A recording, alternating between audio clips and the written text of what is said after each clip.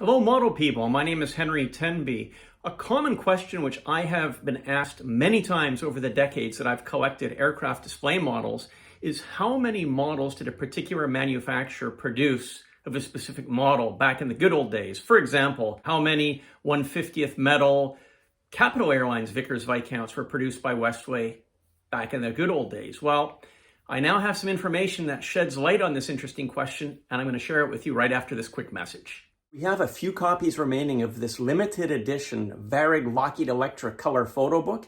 You can get this book for free when you sign up for a 3-year subscription to JetFlix TV using the special promo code Electra. This is a limited time offer. We have very few of these books left, but if you'd like to take advantage of not only the very lowest JetFlix TV subscription rates, you'll also get this book for free. Check it out. The link is in the upper right-hand corner, and I'll look forward to seeing you at JetFlix TV. As many of you know, I'm a big fan of the Vickers Viscount, and I love Westway's models of the Viscount in metal, 1/50th metal, and I've endeavored to collect a number for my collection. I've got TCA, I've got a BEA, I've got a Capital, AIRLINERS, etc.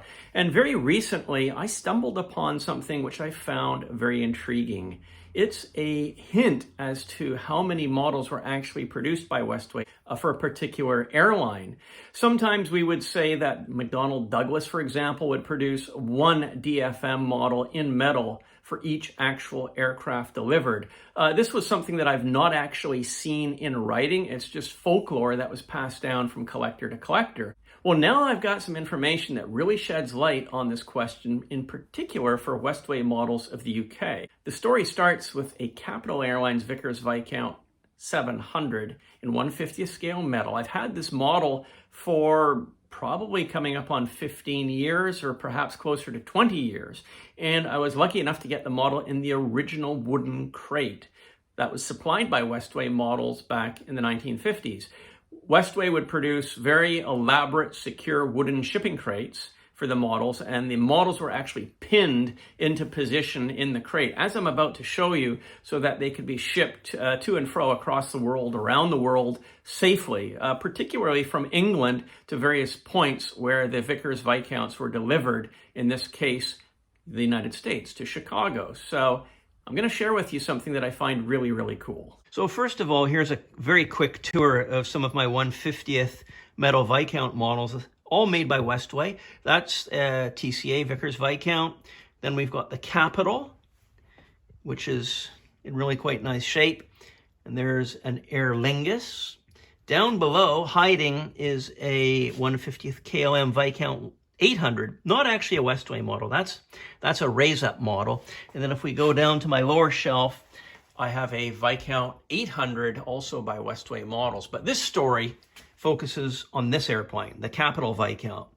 As I say, I got this model perhaps 15 years ago and was lucky enough to get it with the shipping crate. And only now did I pull the shipping crate out from my storage and something revealed itself, which I found very, very interesting, and I'm going to share with you now. Well, here we have the crate, the original crate for my model, and this is exactly how Westway Models packaged these models. As you can see, this one was shipped to Cleveland, and it says right there, Capital Airlines Incorporated.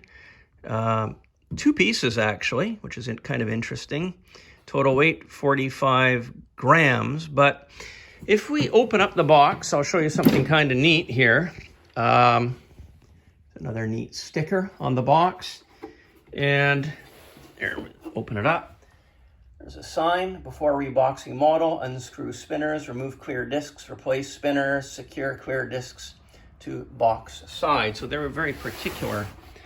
And the model would sit right in here, and these guillotine kind of felt encased fuselage holding straps would come over, and the stand would go right here, and there was a lock right there to lock the stand into position. I'm not going to put the model inside the box because that's not the central theme of this video, but this is, I'm sure many of you have actually seen these boxes before, produced by Westway for their models. The Douglas factory models had a very similar box arrangement with the exact same guillotine contraption to hold the model in place.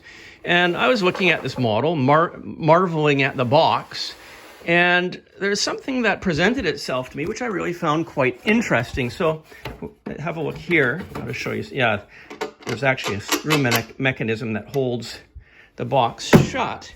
And this is the big reveal I'm going to share with you here. Look at this. This is amazing. I never paid attention to this, actually. So here's the original shipping label. Capital Airlines, Vickers Viscount, to this individual in Cleveland. And so again, looking at the model, 2 of 2, so there were 2 of these. So you might think, oh, okay, there was 2 of them. Well, that's not really the big revelation here. So this piece of paper, look at this. There's actually, it's folded up. I never paid attention until just the other day when I looked at this piece of paper and straightened that out. And what do we have? Well, WM, that means, I'm positive that means Westway Models. It can't be a coincidence. It doesn't mean William Murphy. That means Westway Models. There's a number here, 31. Okay. Then I saw another stamp, VA, maybe that stands for Viscount. W, Westway Models, number 31. 31, 31. I believe very, very firmly that this gives us almost 98% evidence that this is the 31st example of such models that were produced of this Viscount model for Westway, by Westway for Capital Airlines. I'm absolutely confident that that's what this means. Westway model number 31, Viscount Westway model number 31. So at least 31 of these models were in existence. Why 31? Could there have been 32? Well, Capital Airlines, I believe, operated 50 Viscounts. I'm going to surmise that there might be, very well be, a matching number of models to the number of aircraft delivered. Why? Because why would there be a random number of 31 models produced when they actually had over 50 in service?